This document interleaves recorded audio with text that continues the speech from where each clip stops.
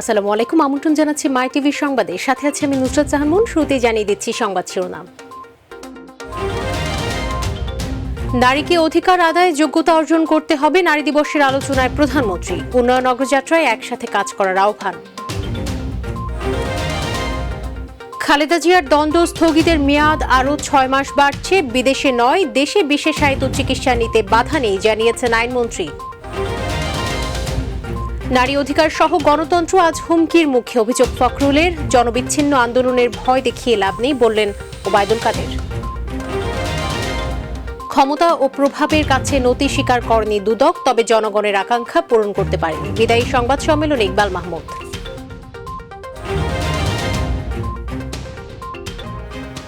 দর্শক, শিরোনাম শুনছিলেন, বিস্তারিত সংবাদে যাচ্ছি।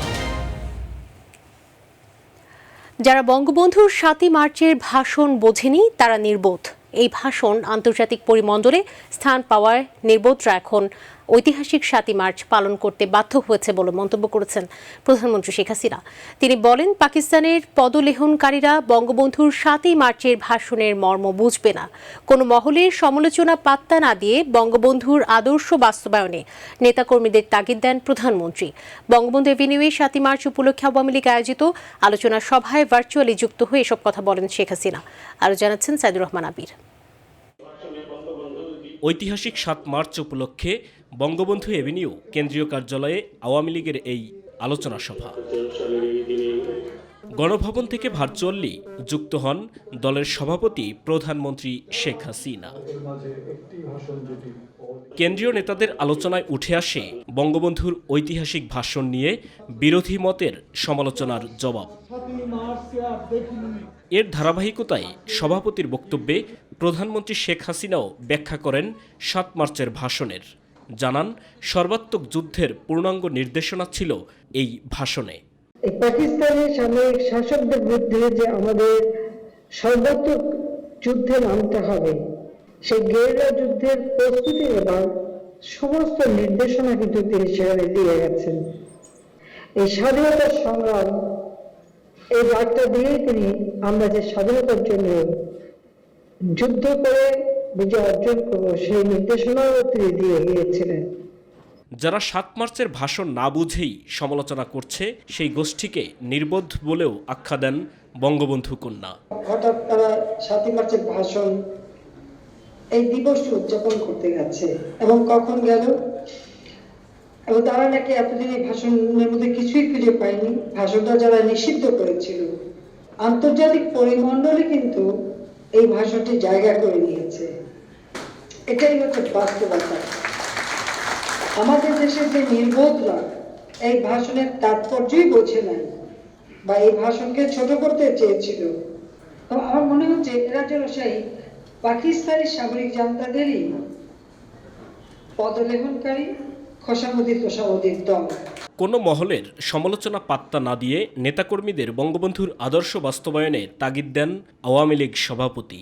আমি আমার নেতাকর্মীদের বলবো যে ওরা কি বললো এটা নিয়ে আমাদের কথা বলার দরকার নেই বা ওটা নিয়ে আমাদের চিন্তা করার কিছু নেই। আমরা জনগণের পাশে আছি। এমনকি টিকা নিয়েও তো কত কটূক্তি করেছে, কিন্তু সেই টিকা তো তাদের নিতে হলো। আমি সরকারে আছি, পয়সা দিয়ে টিকা কিনে বিনা পয়সায় দিচ্ছি, আর সেই বিনা পয়সার টিকা তো নিয়েছে, নেয়নি বিএনপি নেতারা সবাই নিয়েছে। কিন্তু তার আগে তাদের কথাগুলি কি ছিল? সকল সমালোচনার ঊর্ধ্বে উঠে যে কোনো মূল্যে বঙ্গবন্ধুর স্বপ্নের সোনার বাংলা গড়ে তোলা হবে বলেও জানান প্রধানমন্ত্রী শেখ হাসিনা। জাতির পিতার যে আকাঙ্ক্ষা নিয়ে স্বাধীন করেছিলেন, আমরা সেই আকাঙ্ক্ষা পূরণ করব। সাইদুর রহমান আবির, মাই টিভি, ঢাকা। নারীকে তার অধিকার আদায় করে নিতে হবে, এজন্য অর্জন করতে হবে যোগ্যতা। আন্তর্জাতিক নারী দিবস উপলক্ষে মহিলা ও শিশু বিষয়ক মন্ত্রণালয় আয়োজিত অনুষ্ঠানে এমন মন্তব্য করেছেন প্রধানমন্ত্রী শেখ হাসিনা। আধুনিক উন্নত সমাজ গঠনে শিক্ষা ও প্রশিক্ষণে নারীর সমান অধিকার নিশ্চিতের তাগিদ দিয়েছেন তিনি। উন্নয়ন অগ্রযাত্রায় ধর্ম বর্ণ নির্বিশেষে সবাইকে একসাথে কাজ করার আহ্বান জানান প্রধানমন্ত্রী শেখ হাসিনা। সাইদুর রহমান আবিরের আরও একটি রিপোর্ট। আন্তর্জাতিক নারী দিবস। করোনাকালে নারী নেতৃত্ব গড়বে নতুন সমতার বিশ্ব। এমন প্রতিপাদ্য নিয়ে পালিত হচ্ছে আন্তর্জাতিক নারী দিবস। বাংলাদেশ শিশু একাডেমি মিলনায়তনে মহিলা ও শিশু বিষয়ক মন্ত্রণালয় আয়োজিত অনুষ্ঠানে গণভবন থেকে যুক্ত হন প্রধানমন্ত্রী শেখ হাসিনা। অনুষ্ঠানে আর্থসামাজিক উন্নয়ন, শিক্ষা ও সমাজসেবায় বিশেষ অবদানের জন্য ৫ জন কৃতী নারীকে দেয়া হয় জয়িতা পদক ২০২১। প্রধানমন্ত্রীর পক্ষে এই পদক তুলে দেন মহিলা ও শিশু বিষয়ক মন্ত্রণালয়ের প্রতিমন্ত্রী। প্রধানমন্ত্রী তার বক্তব্যে জয়িতাদের সংগ্রামী জীবনযুদ্ধের কথা তুলে ধরেন। যে বেগম রোকেয়া যিনি আমাদের পথ দেখিয়েছেন, নারীর অধিকার যোগ্যতা দিয়ে আদায় করে নেবার তাগিদ দেন প্রধানমন্ত্রী। আমি নারীদের একটা কথা বলবো, যে নারীদের অধিকার দাও বলে যে শুধু চিৎকার করা আর বলা আর বক্তৃতা দেওয়া, এতে কিন্তু অধিকার আসে না। অধিকারটা আদায় করে নিতে হবে, আদায় করবার মতো যোগ্যতা অর্জন করতে হবে। আর সেই যোগ্যতা আসবে শিক্ষা দীক্ষা প্রশিক্ষণের মাধ্যমে। জাতিপিতা স্বাধীনতার পর আমাদের এই দেশে নারী শিক্ষা অবৈতনিক করে দিয়েছিলেন। বছর কয়েক আগে নারীর অবস্থান আর বর্তমানের অবস্থানের চিত্র তুলে ধরেন বঙ্গবন্ধু কন্যা। আসলে কোনো জায়গায় নারীদের কোনো সুবিধাই ছিল না। 96 সালে আমরা সরকারে এসেই সেই সুযোগটা সৃষ্টি করে দিই। আজকে একবারে হাইকোর্ট, অ্যাপিলেট ডিভিশন সব জায়গায় মেয়েদের একটা স্থান তারা পেয়েছে। বাংলাদেশে বিশ্ববিদ্যালয়ের ভিসি থেকে শুরু করে আমাদের সেনাবাহিনী, নৌবাহিনী, বিমান বাহিনী, বর্ডার গার্ড, র্যাব, সব জায়গায় কিন্তু মেয়েরা এখন স্থান পাচ্ছে। জাতিসংঘ শান্তিরক্ষা মিশনে আমাদের নারীরা সব থেকে ভালো ভূমিকা রাখছে এবং সব জায়গায় কিন্তু মেয়েদের আমরা সুযোগ করে দিয়েছি। উন্নয়ন অগ্রযাত্রায় ধর্ম বর্ণ নির্বিশেষে সবাইকে একসাথে কাজ করার আহ্বান জানান প্রধানমন্ত্রী শেখ হাসিনা। আমাদের এই সমাজকে যদি আমরা এগিয়ে নিয়ে যেতে চাই, তাহলে সব থেকে প্রয়োজন যে নারী পুরুষ নির্বিশেষে সকলে এক হয়ে কাঁধে কাঁধ মিলিয়ে চলতে হবে। সাইদুর রহমান, আবির, মাই টিভি, ঢাকা। কোনো সমাজ ও রাষ্ট্র কতটা সভ্য তা নির্ভর করে সেখানকার নারীদের পারিবারিক, সামাজিক ও রাষ্ট্রীয় অবস্থানের উপর। প্রধানমন্ত্রী শেখ হাসিনার ঐকান্তিক চেষ্টায় বাংলাদেশি নারীদের অবস্থান আগের চেয়ে সুসংহত হলেও অনেক ক্ষেত্রেই রয়েছে ভিন্ন চিত্র। এখনও অনেক স্থানেই লিঙ্গ বৈষম্য ও নিপীড়নের শিকার হচ্ছেন নারীরা। সীমাবদ্ধতা সত্ত্বেও অধিকার আদায়ে সোচ্চার হয়ে কর্মক্ষেত্রে এগিয়ে যাচ্ছেন নারীরা। আন্তর্জাতিক নারী দিবসে পৃথিবীর সব নারীদের প্রতি শুভেচ্ছা জানিয়ে বিস্তারিত জানাচ্ছেন শিউলি রোজা। ঘর কিংবা কর্মক্ষেত্র, সবখানেই দেশের উন্নয়ন ও অগ্রযাত্রায় তাল মিলিয়ে চলছেন নারীরা। হাজারো প্রতিকূলতা সত্ত্বেও নিজের অবস্থান থেকে প্রতিনিয়ত রাখছেন বলিষ্ঠ ও সক্রিয় ভূমিকা। এখন আসলে খুব বেশি জায়গা নেই যে জায়গাটাতে আসলে নারীরা কাজ করছে না বা তারা ভালো করছে না। তুমি মেয়ে, তুমি পারবে না, এই বদ্ধমূল ধারণাটা থেকে হয়তোবা অনেকটাই আমরা বের হয়ে আসতে পেরেছি। স্বাধীন হওয়ার যেই চেতনাটা, সেটা হতে না পারলেও অ্যাটলিস্ট চেতনাটা ভেতরে জন্মেছে। তবে এক্ষেত্রে প্রতিকূলতার তালিকাতে বড় স্থান দখল করে রেখেছে লিঙ্গ বৈষম্য। ফ্যামিলি থেকে জিনিসটা শুধু আসছে, বিয়ে বড় হয়ে যাবে, বিয়ে করবে, বড় হয়ে যাবে, বিয়ে করবে। সো ওই ব্রেন ওয়াশিংটা কিন্তু ছোটো থেকেই হয় যে আমার বিয়ে হয়ে যাবে, আমি পড়াশোনা করে কি করবোটা কি। যে কোনো গাড়িতে চলাফেরা করি বা রাস্তায় চলাফেরা করি বা বাজারঘাটে যাই, মার্কেটে যাই, সর্বক্ষেত্রে আমরা মনে হয় যে নারীরা অবহেলিত। এসব সংকট ও বাধা নিরসনে রয়েছে নানা নীতিমালা, তবে বাস্তব ক্ষেত্রে তা কার্যকর কতটুকু? এই বাধা অপসারণের জন্য পলিসি থাকা দরকার, নীতি থাকা দরকার প্রথমত। দ্বিতীয়ত হচ্ছে যে এগুলো আসলে ফলো করা হচ্ছে কিনা তার জন্য মনিটরিং মেকানিজম থাকা দরকার। অনেকে আছে যারা প্রিটেন্ড করে যে আসলে আমরা অনেক ইকুয়ালি দেখি নারীদেরকে, কিন্তু তারা আসলে মনে মনে বা ভিতরে ভিতরে এটা অ্যাকসেপ্ট করতে পারে না। বিশিষ্টজনেরা বলছেন যুগের সাথে তাল মিলিয়ে চলতে ও নিজেদের অধিকার আদায়ের উদ্যোগ নিতে হবে নারীদেরই। সত্যিকার অর্থে নেতৃত্বের পজিশনে যেতে চাই, নারীর তৈরি হওয়ার জায়গাটাও খুবই গুরুত্বপূর্ণ এবং নারীর সেই আরেকটা জায়গা হচ্ছে আস্থার জায়গাটা এখানে খুবই গুরুত্বপূর্ণ। একজন নারী যে পারে সেই বিষয়টা তার নিজের বিশ্বাসটা নিজের উপর আগে থাকতে হবে, যাতে করে অন্যরা তাদের উপরে বিশ্বাস রাখে। কর্মক্ষেত্রের পাশাপাশি প্রশাসনেও নারীদের আরও বেশি পদায়নের তাগিদ দিলেন অনেকেই। শুধু তাই নয়, সহযোগিতার মানসিকতা নিয়েও এগিয়ে আসতে হবে পুরুষদেরও। যে একটি মেয়ে শিশুকে গড়ে তুলতে হবে, সেটা এটা আসলে একদম রুরাল লেভেলে সব জায়গায় একটি মেয়ে শিশু জন্মানোর পর তাকে যদি তৈরি করা যায়। পুরনো ধ্যান ধারণা পাল্টে নারী পুরুষ কাঁধে কাঁধ মিলিয়ে চললে উন্নত হবে দেশ, কুসংস্কার থেকে বেরিয়ে আসবে সমাজ ব্যবস্থা, এমন অভিমত সচেতন মহলের। Shiuli Roza, My TV, Dhaka. BNP chairperson Begum Khaleda জিয়ার দণ্ড স্থগিতের মেয়াদ আরও 6 মাস বাড়ছে। আগের শর্তে দণ্ডের কার্যকারিতা আরও 6 মাস স্থগিত করে মুক্তির মেয়াদ বাড়ানোর সুপারিশ করেছে আইন মন্ত্রণালয়। আইনমন্ত্রী আনিসুল হক অনুমোদনের পর এই সম্পর্কিত নথিটি দুপুরে স্বরাষ্ট্র মন্ত্রণালয়ে পাঠানো হয়েছে। খালেদা জিয়ার দণ্ড স্থগিতের মেয়াদ বাড়াতে 3 মার্চ স্বরাষ্ট্র মন্ত্রণালয়ে আবেদন করেন তার ছোট ভাই শামীম ইস্কান্দার। সেদিনই আবেদনটি সই করে আইন মন্ত্রণালয়ে পাঠিয়ে দেন স্বরাষ্ট্রমন্ত্রী আসাদুজ্জামান খান কামাল।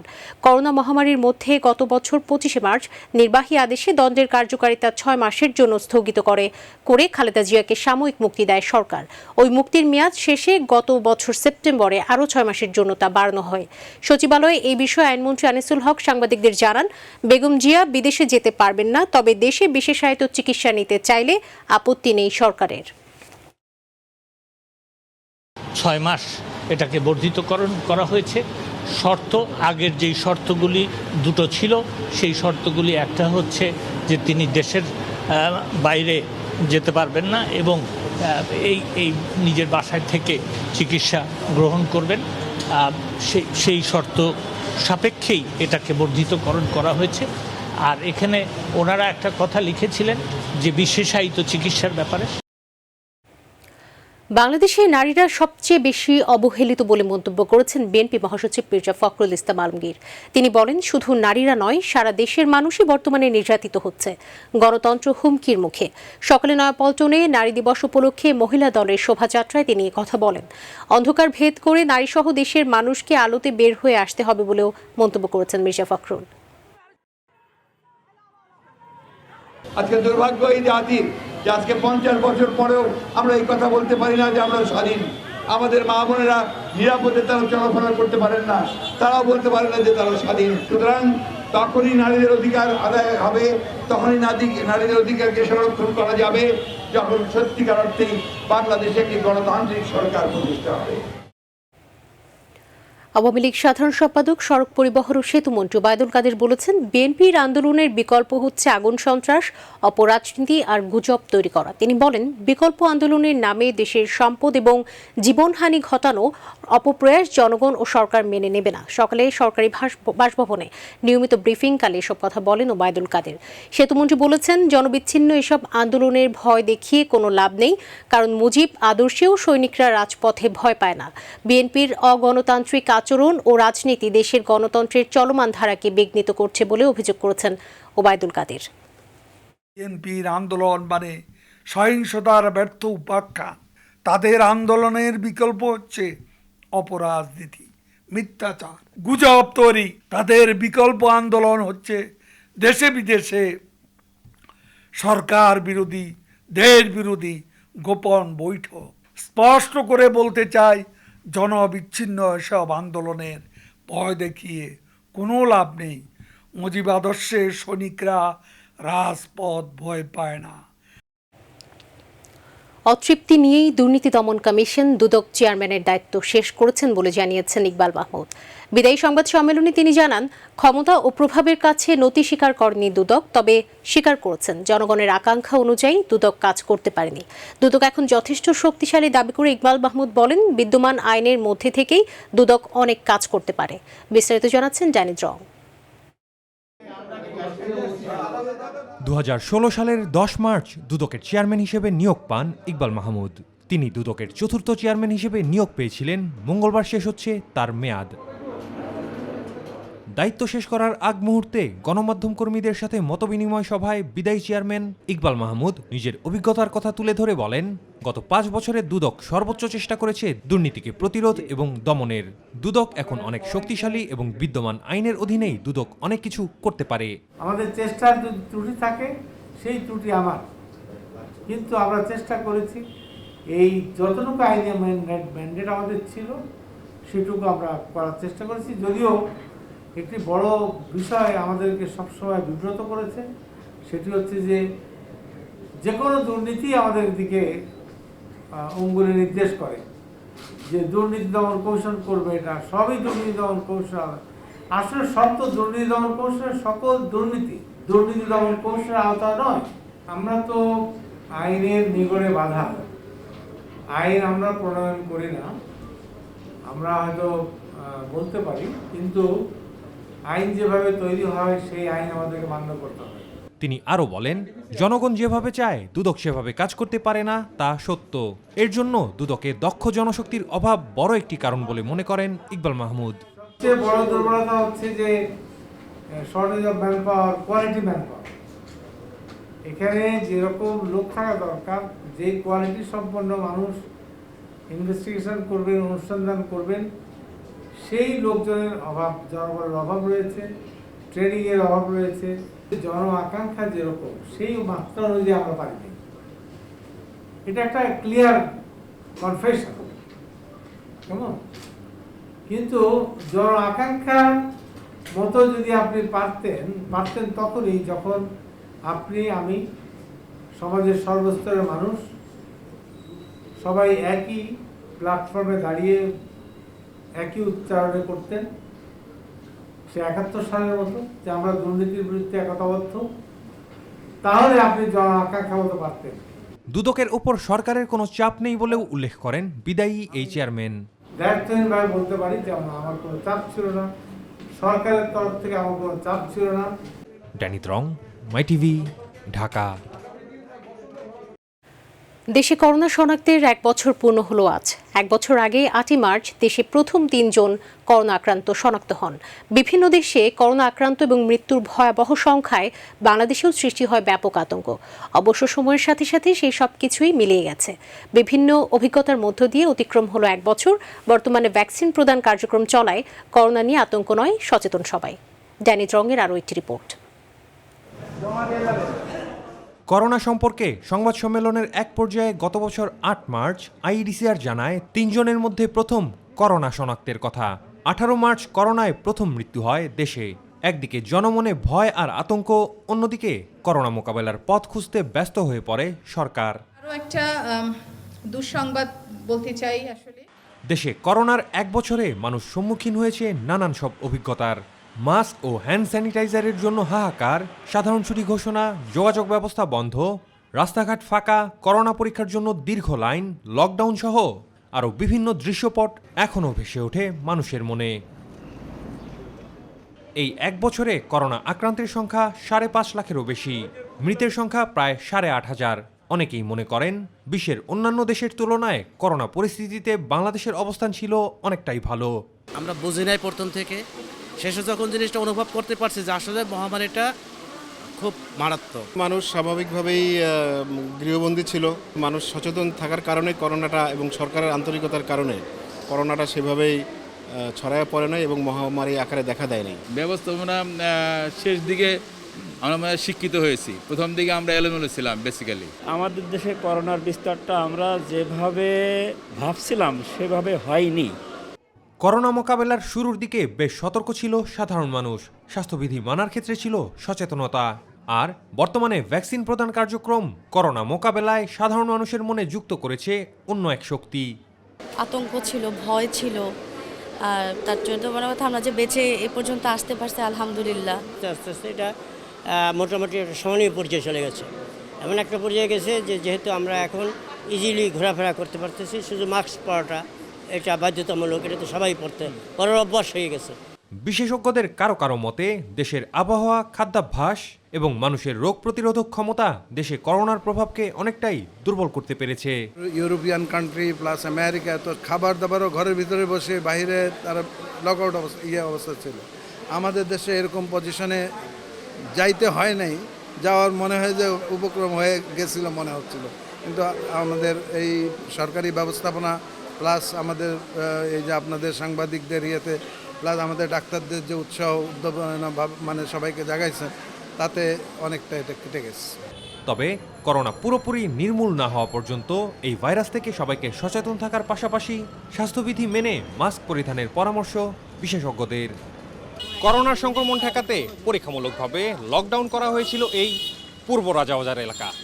সেটি কতটুকু সফল সেই প্রশ্নের পাশাপাশি করোনা শনাক্তের 1 বছরে এসে সাফল্য ব্যর্থতা নিয়ে নানা প্রশ্ন থাকবে, সেটাই স্বাভাবিক। তবে অনেকেরই মতে সংক্রমণ এবং প্রাণহানির দিক থেকে বিশ্বের অনেক দেশের চেয়ে বাংলাদেশের অবস্থান অনেকটাই ভালো ছিল। Danny Drong, MyTV, Dhaka. রাজধানীতে মশার উপদ্রব কমাতে ক্র্যাশ প্রোগ্রাম শুরু করেছে ঢাকা উত্তর সিটি কর্পোরেশন। সকালে মিরপুরের কালশী এলাকায় সাগফতা খাল থেকে এই কার্যক্রম শুরু হয়। 1200 কর্মী নিয়ে পরিচালিত হচ্ছে এই ক্র্যাশ প্রোগ্রাম। 11টার দিকে ক্র্যাশ প্রোগ্রাম পরিদর্শনে আসেন উত্তরের মেয়র আতিকুল ইসলাম। তিনি জানান, উত্তর সিটিতে 8 থেকে 16 মার্চ প্রথম ধাপে মশা নিধনের ক্র্যাশ প্রোগ্রাম চলবে। আর পুরো ঢাকাকে 10টি অঞ্চলে ভাগ করা হয়েছে। প্রত্যেক ওয়ার্ডে 400 বাই 400 গজ ম্যাপিং করে ক্র্যাশ কার্যক্রম চলবে। রাজধানীর জলাবদ্ধতার স্থায়ী সমাধানে খালের উপর অবৈধ স্থাপনা উচ্ছেদ অভিযান অব্যাহত থাকবে। যাত্রাবাড়ির কাজলা এলাকায় খাল পুনরুদ্ধার কার্যক্রমের দ্বিতীয় দিনে এমনটাই জানিয়েছেন দক্ষিণ সিটি কর্পোরেশনের নির্বাহী ম্যাজিস্ট্রেট ইরফান উদ্দিন আহমেদ। তিনি জানান, উদ্ধারকৃত খালের দুপাশে ব্যারিকেড সহ ওয়াকওয়ে নির্মাণ করে খালের সৌন্দর্য বর্ধন করা হবে।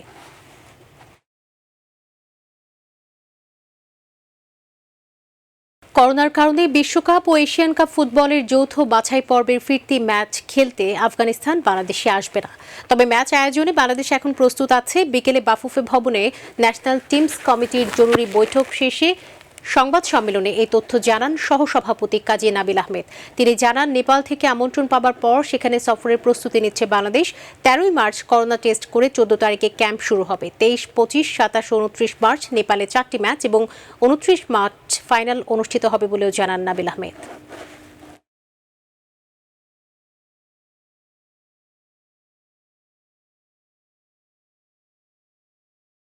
আমরা নেপাল থেকে আমন্ত্রণ পাই, সেখানে কি একটা ফ্রেন্ডলি কিছু ম্যাচেস টুর্নামেন্ট খেলার জন্য বাংলাদেশ টিম,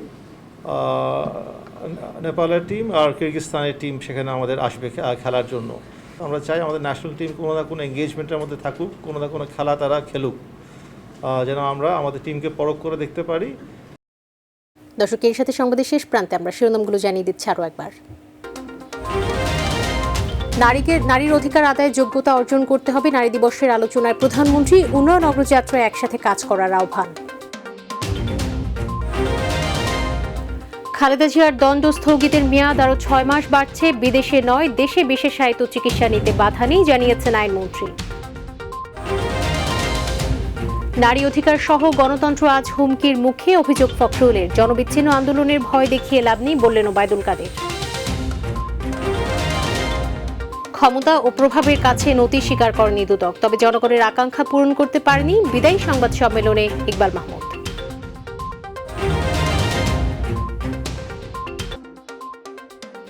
দর্শক, সাথে থাকার জন্য অসংখ্য ধন্যবাদ। এছাড়া ইউটিউবে মাইটিভি সংবাদ পেতে ভিজিট করুন youtube/mytvbd নিউজ, আর আমাদের অনুষ্ঠান দেখতে ভিজিট করুন youtube/mytv বাংলা, facebook/mytv বাংলা ও twitter/mytv বাংলা।